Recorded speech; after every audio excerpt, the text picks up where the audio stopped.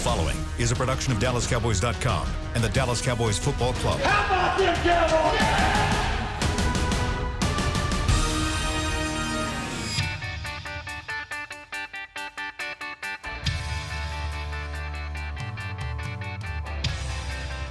Howdy, howdy, Cowboys Nation.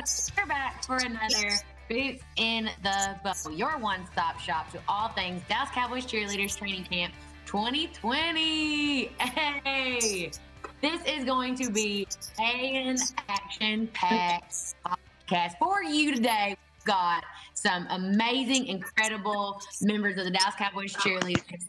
They are experienced. They are fun. They are here to provide you with everything you need to know. Starting us off from Baton Rouge, Louisiana. Can I get a go Tigers? Go Tigers! Hi, guys. We've had another long day in the bubble, but we are ready to meet. Woo, woo. We're glad to have Miss Tess here. She's one of our other fifth years that is auditioning for her spot on the team again. So lucky to have you joining us for hopefully the fifth year. Obviously, you're such a great aspect to this team, and we love having her leadership here. Also joining us, we've got Briana. Hello. Tell us about you, where you're from. This is your first time hanging out with us, right? I know I've been late to the party, fashionably late to the party, but with that welcome, Davis, I feel like I've been here the whole time. I moved to Dallas from Nashville about 4 years ago. Tried out for DCC. I work in human resources. I feel like those are all the pertinent information. You're like, oh, that's all the surface level stuff. We'll save the goodies for later. All right. Also, she's a repeat contender here on Boots in the Bubble. Bringing her back because she's always good with us. We got Chandi. Hello again. Nice to be back. We're glad to have you. And speaking of Chandi, she's our, I'm going to call her like our food critic. She's constantly telling us like what she's hungry for. So I know that we all got some favor. Yes. To our lives. Favor on the way. Yes, I'm so excited. It'll be here right after this. I'm going to munch on my dinner. I'm going to be super excited. Right, Chandi in favor. Yeah. It's hard for that favor. My favor. All the good stuff coming by favor. Well, I will not keep you all very long today. I'll let you be able to get to that. So to start us off, we had an exciting day happen on Sunday. You guys had, so media days, and we do a full media training. Usually it's rookies in media training, but this year was different and veterans were included. Now, I will preface this with, I feel like as a Dallas Cowboys cheerleader, you're ready for a camera to be in your face at all times. So usually when we're in Oxnard for training camp, it's like, and there's a person asking you a question or something. So, Briana, I want to know, what is the hardest question that you've ever been asked during media days? Oh, it was probably this year in my rookie year. I don't know why I keep getting these types of questions, but Scott asked me, how would I describe the kick line to a blind person? And my rookie year, I got, how would you describe the uniform to a blind person? And I feel like those questions are there's not a right or wrong answer, but it can go downhill very quickly. And you literally will catch yourself 5 minutes later still rambling on. It's just like word vomit at that point. So I would literally rather someone ask me like, what's my plan to pull troops out of the Middle East in 6 months? Because I mean, like there's very definite steps in that versus kind of the like, show me your personality and go downhill very quickly. Right? It's like when someone's like, if you had to pick a color crayon that represents you, what would it be? And you're like, I don't know, pink. Whatever. Exactly. And then you get out of there and you're like, you don't remember what you said really, but I just remember I kept thinking of like the words I said. And I'm like, I don't think I made a full sentence while I was in there during that question, but I'm going to keep my fingers crossed. That's funny you said it. It's almost like it's really easy to black out and kind of be like, whoa. Yes. What happened? When you leave, you never know, like, was it good? Was it bad? Like, if they're like, what's the president of the United States? And you couldn't answer that. But anything else gets a little tricky. Right. But other than that, Chandi, Media Days went well, went good, bad, thumbs up, good, bad, ugly, any of it? I mean, it was good. You go into it, you study all these things, like everything world, football, and everything, and you can get in there and you can black out. And if you recover, you recover. Or you go in there and you study so hard and you get asked, like, what's your most prized possession? And you're like, hey, you don't want to ask me about what's happening in the world right now. Like, that's all I talk to myself. So I think that's kind of like what Media Day is all about. I mean, they just want to get to know you and see how you can speak on camera. Right. So, Tess, in your experience with Media Days, like how important is it to be prepared and be on your toes for any question? Like she said, ranging from football to what's going on in current events and everything in between. I think, we've all been on the craziest appearance, such a wide variety of appearances, and you never know who you're going to meet or what they want to talk about. And, when people get a few minutes with us or get to speak with us, you want to leave a lasting impression, whether it be about what's going on with our football team or what's going on in the world. And I think Media Day is really good practice because I think we've all been in kind of think on your toes situations at one point or another. This one was unique. It's a little bit different than panel that you have to stand when you speak. Oh. And sometimes that can bring out, different little ticks or things that we do that help us remember things or, like you don't know what you're going to do when you're standing. You might be fiddling with your watch or what's going to happen. But I think that was another little test, like how poised can you be standing and speaking. That was just a little bit different than past panel interviews that we've done. Yeah. So like you said, they've combined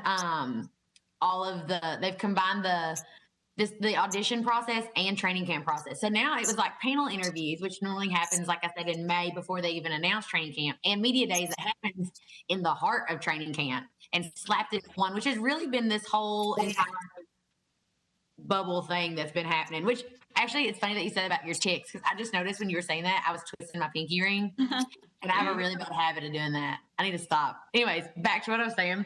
So this whole process is like a mashup of auditions and training camp. So let's see, Briana, what has been so different about this right now? Like what normally are we doing right now versus what we're actually doing right now? Yeah. So normally I think it's the first couple preseason games. I know a lot of us are excited about possibly going to Canton this year for Cowboys versus Steelers. So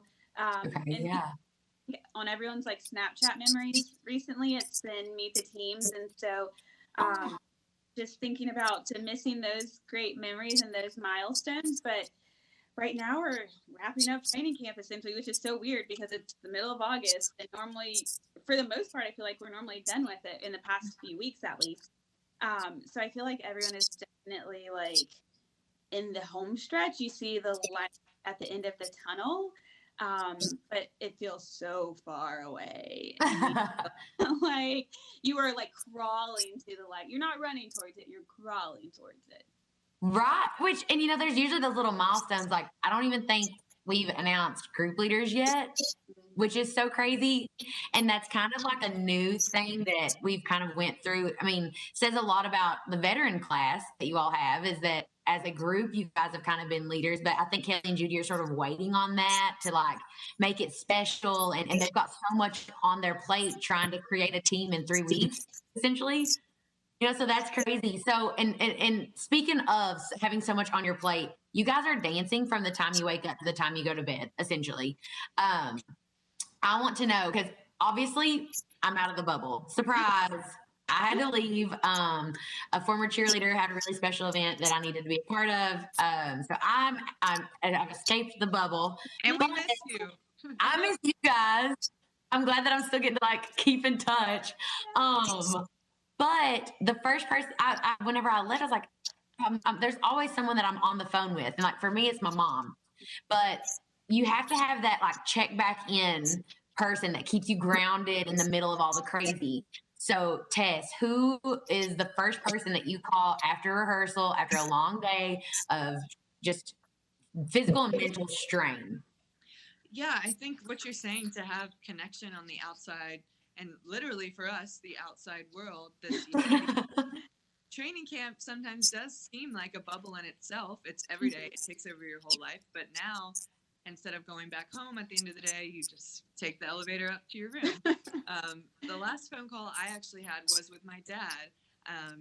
I always talk to him to prep for a panel interview, and I called him. I told him, tomorrow's the big day. We have media day, and what are some questions you think you would ask if you were on panel? And my dad is super involved in sports. My brother is playing football this year for his first year of college, so I know that they are completely up to date on anything. And he definitely helped me prep for media day. So for me, it's my dad.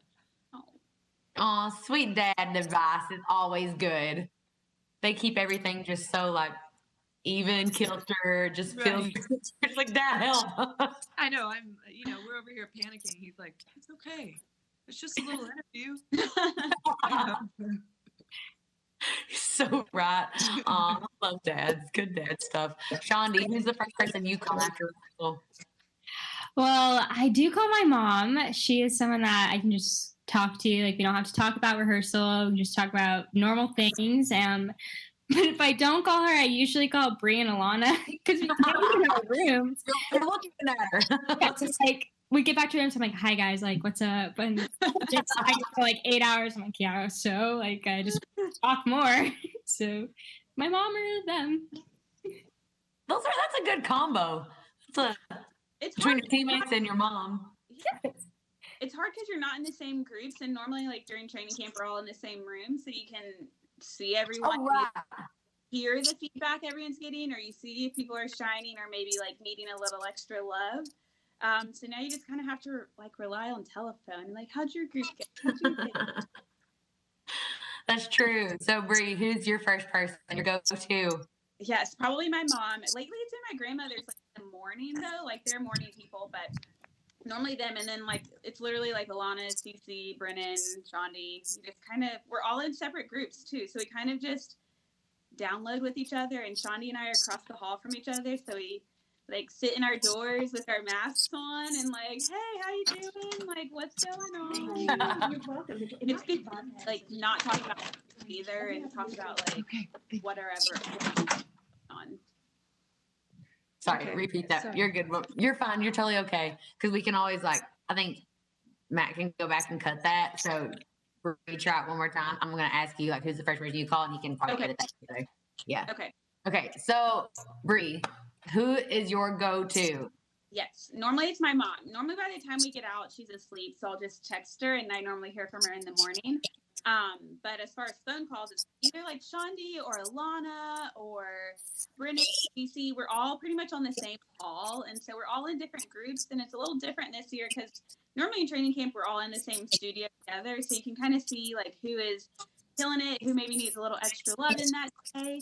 So you kind of got to get the download from everyone. And then after that, for like 5 minutes, you talk about basically like what you're going to eat. I feel like that's all we talk about is what we're going to eat. And what time are we waking up? What time should we meet to go downstairs for breakfast? For breakfast? Goes from one meal to the next. Yes. And that has me remembering that we all had favor. So I'm going to let you guys go because now it is time to go eat. And then think about what you're going to eat for breakfast. And then maybe like something after that. So thank you guys so much. Wait, what?